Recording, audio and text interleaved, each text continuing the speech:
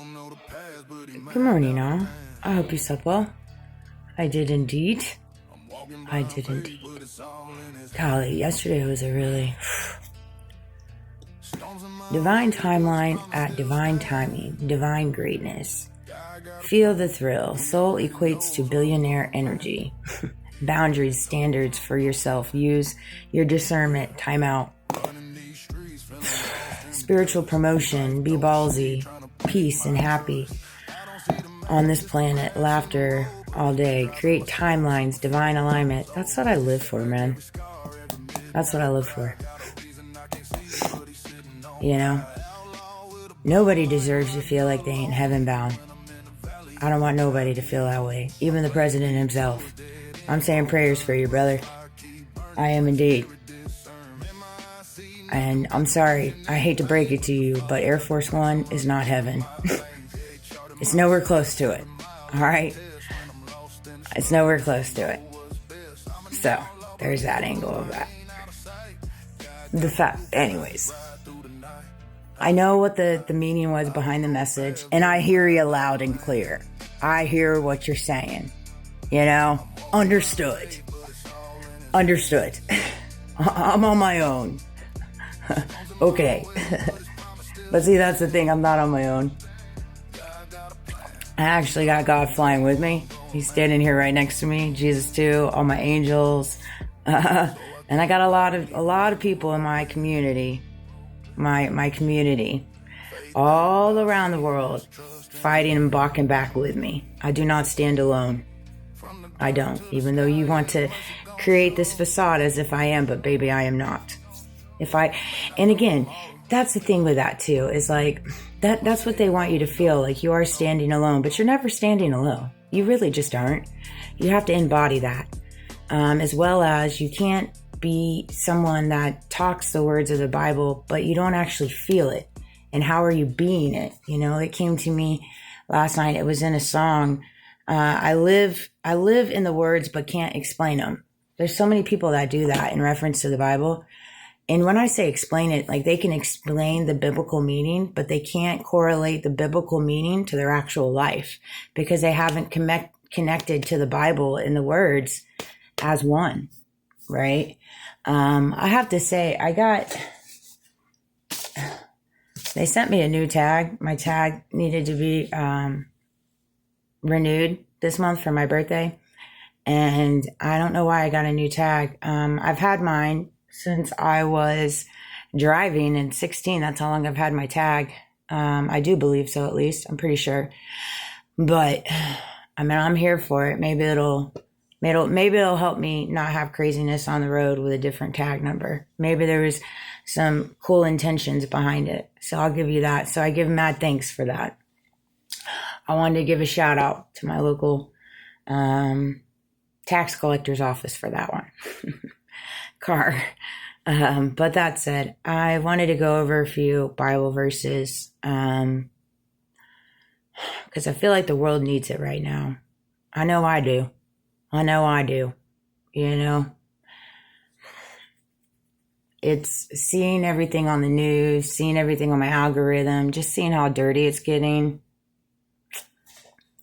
It's just sad. Fear of the Lord, awe, not anxiety. Fear of the Lord equals awe, not anxiety. Fear the Lord. So often enough, people want you to fear the Lord. It's not supposed to equal not being anxious to fear the Lord. It's not supposed to be anxious at all to fear the Lord. The Lord just wants a connection with you. The Lord already knows that you're a sinner. You're a born sinner, and you're going to sin every day. It's human nature, and we all carry it. What he wants from you is you to always resort back to being the best version of yourself when you fall short. He'll pick you up to being the best version of yourself, right? And for you to always land on doing the right thing as close as possible to it. In this world, we are provided choices, and both A and B are the detriment of you. I understand that more than ever. I've been provided those type of choices my entire life as well. And so, like I told my coworker yesterday, I said, you know, when you're provided choice A and choice B, and both of them are your detriment, you have to create your own pathway. You do. That's what I've learned. Is you create your own little pathway down the middle. You're like, you know what? I don't like choice A. I don't like choice B that you're providing me. I don't like neither of them. They don't morally align with me. It's not how I rock. It's not how I walk. So you know what? I'm going to go straight. I'm going to create my own pathway. And it's going to be hard. It's going to be very hard. It's not going to be easy. But let me tell you, when you create that pathway straight down the middle, or even from side to side or whatever, right? You walk in freedom, true freedom, because nobody controls you. They don't control your mind. They don't control your decisions. They don't control what you say, how you feel, and they don't control your life. You know, you might come up short when it comes to all the monetary things and earthly things, because the world is set up for you to obey or abide to them, and you will get said fruits, or you go against the grain and, you know, it's a little bit more difficult than others. But at the end of the day, you have to decide what's important to you. Proverbs 9:10. The fear of the Lord is the beginning of wisdom. It is. It's the beginning of the wisdom. It's a matter of fearing of the God. To me, this is the way I believe. Like I don't even fear him really.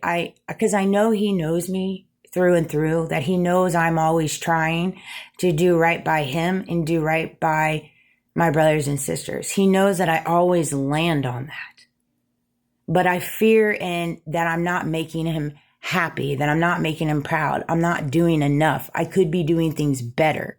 You know, I'm falling short in that aspect of it. You know, when I say my prayers at night, like, Lord, just give me the strength to fulfill my purpose the way that you want me to fulfill it. I know it's bigger than me. I know I'm just a vessel. I'm just a beacon for him. And that's really it is for all of us, if we choose for it, you know. Real fear of the God is awareness of his holiness. It bursts humility and discernment, not panic. And that's the thing, is it ignited humility and humbleness and empathy and grace and mercy and kindness. I always walked with these things, but when I went through my transformation and my spiritual awakening, it really just ignited everything. It really did, because I, without a doubt, with every beacon fiber bone of my body, know I'm only alive because of God. And I owe him my life. I owe him everything. And it's not in reference to like a slave by any means. I'm just beyond blessed that he has given me a new life, a new mindset, you know, a new vision, a new identity, you know, in him. And we walk hand in hand together, you know, against the grind, against the pushback, you know, against all the craziness, because we all face craziness. Psalms 33:8, let all the earth fear the Lord. Let all the inhabitants stand in awe of him. This phrase means standing in wonder and not dread. See, I always stand in wonder because I like to live in the unknown and just allow the future to be what the future is going to be. Because at the end of the day, I know the divine source, God, the Most High, has already got the future pre-planned. I'm just like walking it out, walk it out, walk it out. Words without fruit, empty religion. This one's a hard one. You know, this one's a hard one to talk about, because a lot of people say words without fruit and it lands on empty religion, and it's hard. Isaiah 29:13, these people draw near with their mouths and honor me with their lips, but not their hearts. Their hearts are far from me. Isaiah 29:13. Let me read that again. And your hearts are far from him when you live in the earthly ways, when you do dirty things in the back, when you live above your means in different ways, when you chase money and not a relationship with him. And then you slap his Bible verses all over it. You know, these people draw near with their mouths and honor me with their lips, but their hearts are far from me. Your heart to ignite and connect with Christ consciousness has to land on Christ consciousness. Means you have to move and operate like Christ does, as close as you can. It's impossible to do.